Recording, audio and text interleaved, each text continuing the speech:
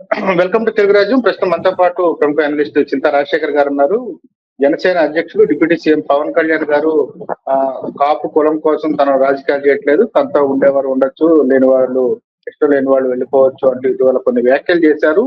2019 ఎన్నికలు, 2024 ఎన్నికల ప్రచార సమయంలో కాపులు తనకి కాపు కాయాలని చెప్పి పవన్ కళ్యాణ్ గారు పిలుపునివ్వడం జరిగింది. ఆయన పిలుపుని అందుకొని ఎన్డీఏ కూటమిలో మిత్రపక్షంగా జనసేన పార్టీకి ప్రజలు, ఓటర్లు పట్టం కట్టడం జరిగింది. ఆ పోటీ చేసిన ప్రతి స్థానంలో అభ్యర్థులను గెలిపించుకోగలిగారు. ఈ నేపథ్యంలో ఇటీవల జరిగిన తాజా రాజకీయ పరిణామాల నేపథ్యంలో ఆయన పైన జన సైనికులు కావచ్చు, లేకపోతే కాపు కుల సంఘం నాయకులు కానీ ఒత్తిడి పెంచే ప్రయత్నాలు చేస్తున్నారు. తమకు సరైన సముచిత గౌరవం దక్కటం లేదు, టీడీపీ తమను అణిచివేస్తుంది అని ఆరోపణలు చేస్తూ దాసరాం వంటి నాయకులు బహిరంగ విమర్శలు చేయడంతో పవన్ కళ్యాణ్ దీనిపైన క్లారిటీ ఇచ్చారు. తాను తనకి వ్యూహం ఉంది, దాన్ని అందరూ ఫాలో అవ్వాల్సిందే, ఎటువంటి చర్చలకు తావలేదు, ఇష్టం లేని వాళ్ళు వెళ్ళిపోవచ్చు, గడి లక్ష్మీనారాయణ లేకపోతే తోట చంద్రశేఖర్ లాంటి వాళ్ళు వేచి ఉండలేక వెళ్ళిపోయారు, ఉంటే వాళ్ళకి రాజ్యసభ అవకాశం వచ్చేదని కూడా వ్యాఖ్యలు చేయడం జరిగింది. దీనిపైన అసలు ఇప్పుడు ప్రస్తుతం పవన్ కళ్యాణ్ ఇచ్చిన క్లారిటీ నేపథ్యంలో జనసేన అభిమానులు, కార్యకర్తలు, కాపు కుల సంఘం నాయకుల పరిస్థితి ఏంటంటే దానిపైన రాజశేఖర్ గారిని అడిగించుకుందాం. రాజశేఖర్ గారు చెప్పండి, పవన్ కళ్యాణ్ గారి వ్యాఖ్యలను ఎలా చూడాలి? ఇప్పుడు జన సైనికులు కావచ్చు, లేకపోతే ఆయన వెంట నడిచిన ఈ 12 ఏళ్ల కాలంలో ఆయన వెంట నడిచిన కాపు ఉపకులాల నాయకుల పరిస్థితి ఏమిటంటే? అంటే ఇక్కడ పవన్ కళ్యాణ్ వైఖరి నచ్చక నేను జనసేన పార్టీ నుంచి 2019లో బయటకు వచ్చి పవన్ కళ్యాణ్ కి వ్యతిరేకంగా మొట్టమొదట గళం విప్పింది నేనే. జనసేన పార్టీ వ్యవహార శైలి చూస్తే అది ఒక ఇండిపెండెంట్ పార్టీగా లేదు. తెలుగుదేశం అంటే చంద్రబాబు నాయుడు స్థాపించిన పార్టీకి పవన్ కళ్యాణ్ ఒక బినామీగా ఉన్నారు. ఆయన వ్యవహార శైలి చూస్తే పవన్ కళ్యాణ్ తొత్తులాగానే ఉంది, కానీ ఒక స్వతంత్ర నాయకుడిలాగా ప్రజల అవసరాల కోసం, ప్రజల ఆకాంక్షల కోసం పనిచేసే పార్టీగా లేదు అని నేను గళమెత్తితే నా మీద చాలా మంది విరుచుకుపడ్డారు గత 7 సంవత్సరాలు. కానీ ఎన్నికల తర్వాత క్రమేపీ మీరు చెప్పిందే కరెక్ట్, మీరు చెప్పింది అక్షరాల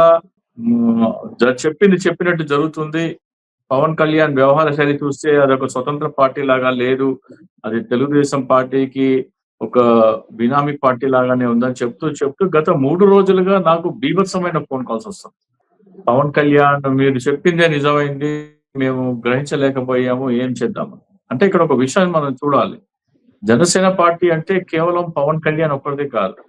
జనసేన పార్టీ కోసం పవన్ కళ్యాణ్ ఎన్ని గంటలు శ్రమించారో అంతకి లక్షల రెట్లు జన సైనికులు తమ చెమట రక్తం దారపోశారు. డబ్బు పరంగా చూసినా సరే పవన్ కళ్యాణ్ ఖర్చు పెట్టిన దానికంటే కూడా 1000 రెట్లు జన సైనికులు అందరూ ఖర్చు పెట్టిన డబ్బు చూస్తే కొన్ని 1000 రెట్లు ఎక్కువ ఉంటుంది పవన్ కళ్యాణ్ ఖర్చు పెట్టిన దానికంటే. ఆయన కేవలం ఏంటంటే ఒక పార్టీ స్థాపించాడు. సో ఆయన మీద నమ్మకంతో చాలా మంది ఇలా నిలబడితే వాళ్ళందరి నమ్మకాన్ని వమ్ము చేస్తూ ఆయన ఒంటెత్తు పోకడం. మొన్న ఎంత వెటకారంగా మాట్లాడుతున్నారంటే దాసరి రాము అలాగే అంబటి రాంబాబు గారు తర్వాత కాపుల్లో వ్యతిరేకత వచ్చేసిందని గోదావరి గోదావరిలో నిలబడి జన సైనికుల మనోభావాల మీద పుండు మీద కాయాలి అంటూ మాట్లాడుతున్నాడు. ఆయన ఉంటే ఉండండి, లేకపోతే లేదు. అంబటి రాంబాబు గారు మాట్లాడారండి, దాసరామ్ గారు మాట్లాడారండి, వాళ్ళందరూ నాకు తెలుసు. అది విచిత్రం, మనకి బాగా కమ్యూనిటీలో చెడ్డ పేరు వచ్చేస్తుందండి. చెడ్డ కమ్యూనిటీ అనుకోవట్లేదని మీ ఇద్దరు అనుకుంటున్నారని చెప్తాను. మీ ఇద్దరు అనుకొని మొత్తం కమ్యూనిటీ చేయకండి. కాపుల అవసరం నాకు లేదన్నట్టు మాట్లాడుతున్నారు. నా పక్కన కమ్మోడే ఉంటారు, వారి నాతో నిలబడ్డారని చెప్తున్నారు. వీటన్నిటి నేపథ్యంలో దాదాపు నాకు బోల్డని ఫోన్ కాల్స్ వచ్చినాయి. గత 3 రోజులుగా బీభత్సంగా ఫోన్ కాల్స్ వచ్చినాయి. ఏం చేయాలంటే అది కార్యకర్తలు నిర్ణయించాలి. పార్టీ పవన్ కళ్యాణ్ నిర్ణయాలకి అనుగుణంగా నడవాలా, లేకపోతే కార్యకర్తల నిర్ణయానికి అనుగుణంగా నడవాలా అంటే మన చేతిలో ఏముంది? ఆయనే కదా నిర్ణయాలు తీసుకుంటే మీరు నిరసన చెప్పొచ్చు, 3-4 డిమాండ్లు పెట్టండి. ఉదాహరణకి ఇప్పుడు రాజ్యసభ ఉంది, రాజ్యసభ లింగమనేనికో ఎవరికో ఇస్తామంటున్నారు. జన సైనికులు అందరూ తలుచుకొని మా అభ్యర్థులు వీళ్ళు, ఉదాహరణకి పార్టీ నుంచి వెళ్ళిపోలేదు, ఈయన పవన్ కళ్యాణ్ చెప్పిన పార్టీ పేర్లు ఎవరు వాళ్ళు పార్టీ నుంచి వెళ్ళిపోలేదు, పార్టీ నుంచి పొమ్మనక పొగబెట్టారు.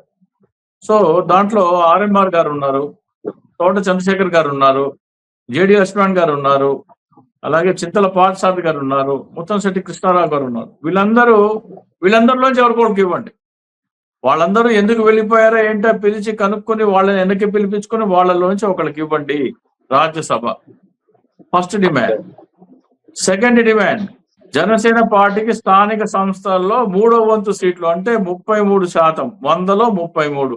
అంటే మనకి ఎన్ని జిల్లాలు ఉన్నాయో దాంట్లో 3వ వంతు జడ్పీ చైర్మన్ల దగ్గర నుంచి వార్డు మెంబర్ల దాకా ప్రతి గ్రామంలో ప్రతి జిల్లాలో 33% షేర్ కావాలి.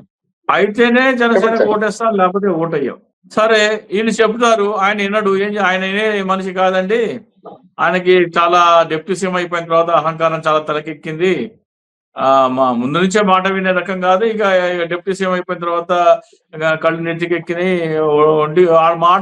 మాటలు చెప్పొద్దులేండి, అవన్నీ ఇక్కడ చెప్పలేము మనం.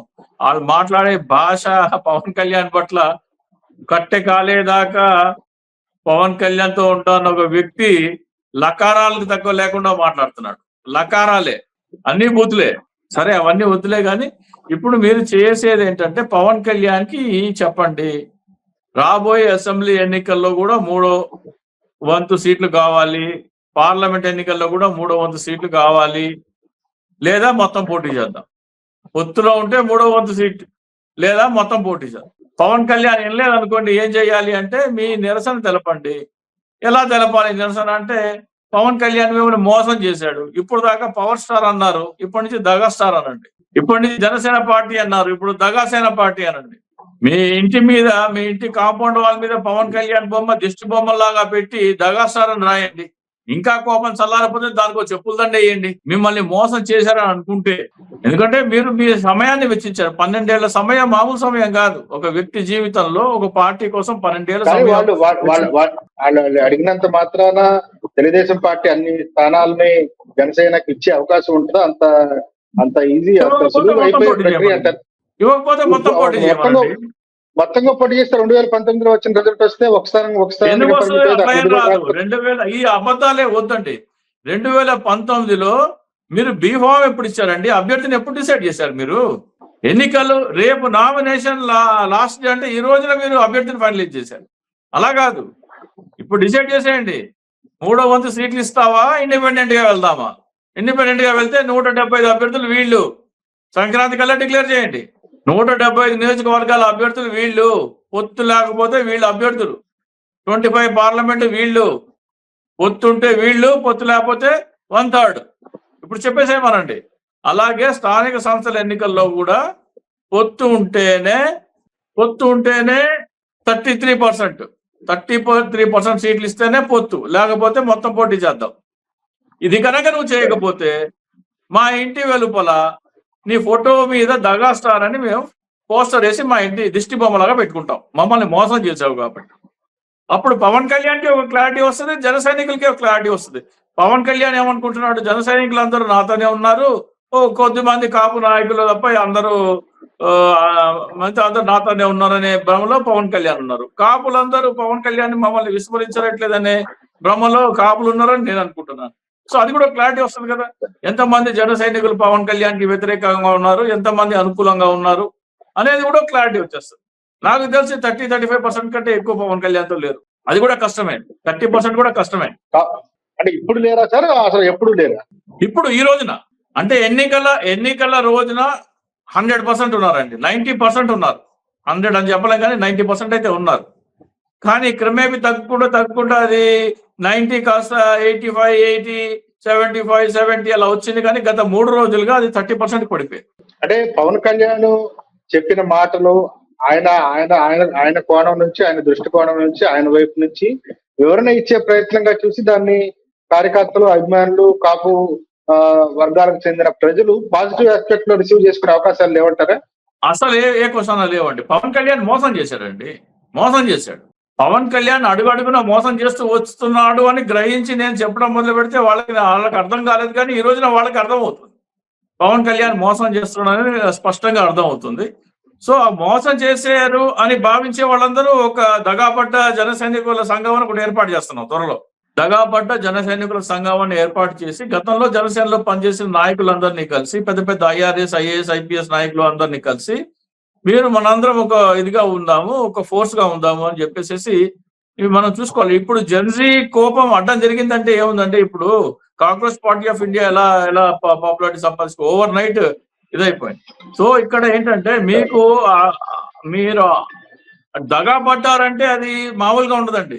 అభిమానం వేరు. పవన్ కళ్యాణ్ మీద అభిమానం ఒక ఎత్తు అయితే, దగా మోసం చేసాడంటే దాని మీద వచ్చే కసి ఏదైతే ఉంటుందో దానికి వేరెట్లు ఉంటుంది. తిరగబడితే వేరెట్లు ఉంటది. కానీ దానికి కూడా ఇంకో పాసిబిలిటీ కూడా మనం ఎక్స్పెక్ట్ చేయాల్సి ఉంటదేమో. అంటే ఇప్పుడు కూటమి ఐక్యంగా ఉన్నంత వరకు దాన్ని ఎవరు ఓడించలేరు కాబట్టి కూటమిని విచ్ఛిన్నం చేసే ప్రయత్నాలు చేస్తున్నారని చెప్పి పవన్ కళ్యాణ్ చెప్పుకుంటే ఇట్లా కూటమి ఐక్యంగా ఉండాలంటే మరి కూటమి ఐక్యంగా ఉండాలంటే నువ్వు 3వ వంతు సీట్లు ఇచ్చేయమనండి. ఐక్యంగానే ఉండమని ఆనందంగా మాటలే కదా, పెద్ద మనుషులు ఒప్పందం కదా, ఎన్నికల ముందర చేసుకున్న ఒప్పందం కదా అది. ఎన్నికల తర్వాత 3వ వంతు సీట్లు అన్నారు, కార్పొరేషన్ లో లేదు. సో దీంట్లో ఏంటంటే మూడు ప్రధానమైన డిమాండ్లు ఏంటంటే, రాజ్యసభ గతంలో జనసేన పార్టీ కోసం 2019లో పోటీ చేసి ఏ కారణాల చేత వెళ్ళిపోయినా సరే దాంట్లో 5 పేర్లు, ముందు ఆర్ఎంఆర్ గారు, తోట చంద్రశేఖర్ గారు, జేడి లక్ష్మణ్ గారు, చింతల పార్షద్ గారు, ముత్తంశెట్టి కృష్ణారావు గారు, ఈ 5గురిలో ఒకళ్ళకి ఇవ్వాలి. అలాగే జనసేనలో క్రియాశీలకంగా పనిచేసిన వారికి పదవులు దక్కలేదు కొంతమంది. దాంట్లో వివేక్ బాబు ఒకరు, అలాగే అమ్మాయి ఉంది ఒక రాయపాటి అరుణ, బహుశా ఆమె ఇంకా పవన్ కళ్యాణ్ మాయలోనే ఉంది. సో ఆమె కాకుండా ఇంకా 4-5 పేర్లు ఉన్నాయి. వాళ్ళకి నెల రోజుల లోపల చైర్మన్ పదవులు ఇవ్వాలని చెప్పేసి కూడా ఒక డిమాండ్ ఉంది. అలాగే స్థానిక సంస్థల ఎన్నికల్లో 1/3 జనసేనకి, ఆ 1/3 లో 20% అంటే 20% సీట్లు కాపులకి, అలాగే 1/3 సీట్లు జనసేనకి ఇచ్చేలాగా స్థానిక సంస్థల ఎన్నికలు ఉండాలి. ఏది వార్డు మెంబర్ దగ్గర నుంచి ఎంపీటీసీ, జెడ్పీటీసీ, జిల్లా పరిషత్ చైర్మన్ వరకు 1/3, 33% జనసేన కోట, 20% కాపుల కోట. దీనికి ఒప్పుకుంటే దీనికి ఎలాగో ఒప్పుకోడు పవన్ కళ్యాణ్, అసలు ఒప్పుకోడు, సమస్య లేదు. కానీ పవన్ కళ్యాణ్ కి జన సైనికులే తన వెంట లేరు అని చెప్పేందుకు ఇదే దగా స్టార్ పవన్ కళ్యాణ్ ఫోటో, దగా స్టార్ తో ఒక పోస్టర్ ఇంటి వెలుపల దిష్టి బొమ్మలాగా పెడతారు. అయినా సరే కోపం చల్లారనోడు ఉంటే దానికి చెప్పుల దండ కూడా వేస్తాడు. దానికి అసలు పవన్ కళ్యాణ్ కాదు, ముందు తెలుగుదేశం పార్టీ ఒప్పుకుంటుంది, అంగీకరిస్తుందా 33%, 20% అన్ని సీట్లు? ఇప్పుడు తెలుగుదేశం పవన్ కళ్యాణ్ నిర్ణయించుకోవాలి. ఇక్కడ విషయం ఏంటంటే, పార్టీ ఎలా నడపాలా అనేది నిర్ణయం పవన్ కళ్యాణ్ చేతిలో ఉండబట్టే నాశనం చేసి పెట్టాడు. ఇక్కడ పవన్ కళ్యాణ్ ఒక్కడిదే కాదు, పార్టీ కార్యకర్తలు వాళ్ళ చెమట రక్తం చిందించి, వాళ్ళు డబ్బులు వెచ్చించి, పోస్టర్లు కట్టి, రోడ్ల మీద తిరిగి చేస్తేనే కదా ఈ స్థాయి ఫలితాలు వచ్చాయని చెప్పుకుంటున్నారు వాళ్ళు. మరి వాళ్ళకి కావాలంటే ఇవ్వడంలో తప్పే ఉంది. అలాగే జనసేన టికెట్ మీద ఏ తెలుగుదేశం నాయకుడో మాజీ నాయకుడో వస్తే ఒప్పుకోరు. అభ్యర్థులని కూడా కార్యకర్తలే డిసైడ్ చేయాలి. ఇప్పుడు నియోజకవర్గం ఉంది, అసెంబ్లీ నియోజకవర్గం, దాంట్లో జన సైనికులే అభ్యర్థి ఎవరనేది డిసైడ్ చేస్తారు. పార్లమెంట్ ఉంటే దాంట్లో ఎంపీ ఎవరనేది జన సైనికులే డిసైడ్ చేస్తారు. పవన్ కళ్యాణ్ కేవలం వ్యూహ రచన. ఫస్ట్ టార్గెట్ నాదెండ్ల మనోహర్ని బయటకు పంపించాలి. ఎవరైతే ఈ రాజ్యసభ వ్యక్తి వస్తారో అతను నంబర్ 2గా ఉంటారు. నాదెండ్ల మనోహర్ని పక్కన పెట్టాలి. ఈ అంశాలతో దగాపడ్డ జన సైనికులు సంఘం అనుకుంటే ఏర్పాటు అవుతుంది. సో వాళ్ళు కార్యాచరణ ఒక వారం రోజులు ప్రకటిస్తారు. సో ముఖ్యంగా ముందుగా రాజ్యసభ ఫస్ట్ టార్గెట్, సెకండ్ స్థానిక సంస్థలు, ఆ తర్వాత తదుపరి కార్యాచరణ. ముందు నాదెండ్ల మనోహర్ని బయటికి పంపిపోవడం. పవన్ కళ్యాణ్ తో కాదు ఇప్పుడు, అంటే దీనికి 99.999% పవన్ కళ్యాణ్ ఒప్పుకోడు. కానీ ఒకవేళ అదే కనుక జరిగితే వీళ్ళందరూ వెళ్ళి ఆ వ్యక్తితో, ఎవరైతే రాజ్యసభ సభ్యులు వీళ్ళు చెప్పిన మనుషులు వాళ్ళతో మాట్లాడతారు, వాళ్ళతో చర్చలు జరుగుతారు, వాళ్ళతో డిస్కస్ చేస్తారు. పార్టీ అవసరాలు ఏంటి, ఆకాంక్షలు ఏంటి వాళ్ళకి చెప్తారు. దానికి అనుగుణంగానే పార్టీ నడవాలి. లేకపోతే పవన్ కళ్యాణ్ పడవ ముంచడానికి అందరూ సిద్ధంగా ఉన్నారు. అది పవన్ కళ్యాణ్ కి కార్యాచరణ ఏమన్నా ఖరారు చేశారా? లేదు. సంఘం అంటే ఒక సంఘం ఏర్పాటు చేయాలనేది నిర్ణయం అయింది. అర్ధరాత్రి 2 గంటలకి ఒక సంఘం అయితే ఏర్పాటు అవుతుంది. సంఘంలో ఈ అంశాలు మెయిన్ గా ఉండాలి. ఏంటి, రాజ్యసభ సభ్యులు గతంలో నువ్వు పొమ్మనక పంపించేశావు, పొగబెట్టి పంపించావు, నువ్వు వాళ్ళల్లో ఒకళ్ళు తీసుకొచ్చి రాజ్యసభ్యులు. ఇప్పుడు కూడా ఒకవేళ లింగంనేని కాదు అని ఎవరికైనా కాపులకి ఇస్తే 100 కోట్లకో 200 కోట్లకో ఒక బడా పారిశ్రామిక తీసుకొచ్చి అమ్ముకుంటాడు. అలా కూడా కాదు, దానికి కూడా ఒప్పుకోవడానికి సిద్ధంగా లేరు. ఆ 5గురిలోంచి ఎవరో ఒకరిని సెలెక్ట్ చేసుకోవాలి. పార్టీ కార్యకర్తలు నడుపుతారు ఇక్కడి నుంచి. ఇది కొంతమంది దగాపడ్డ జన సైనికుల మనోభావం. Party Pawan Okay, Kalyan sir. Thank నడపడి you, ఇక్కడి నుంచి పార్టీ కార్యకర్తలు నడుపుతారు. Thank you sir, thank you so much. Hello, Telugu Rajyam channel చూస్తున్నారా? సామాజిక, రాజకీయ, జీవన చిత్రణే తెలుగు రాజ్యం. అతిశయోక్తులు, అసత్యాలు ఉండవు. రాజకీయ కోణం కాదు, ప్రజా కోణమే కొలబద్ద. తెలుగు రాజ్యం వీక్షణ మీ ఉత్తమ అభిరుచికి నిదర్శనం.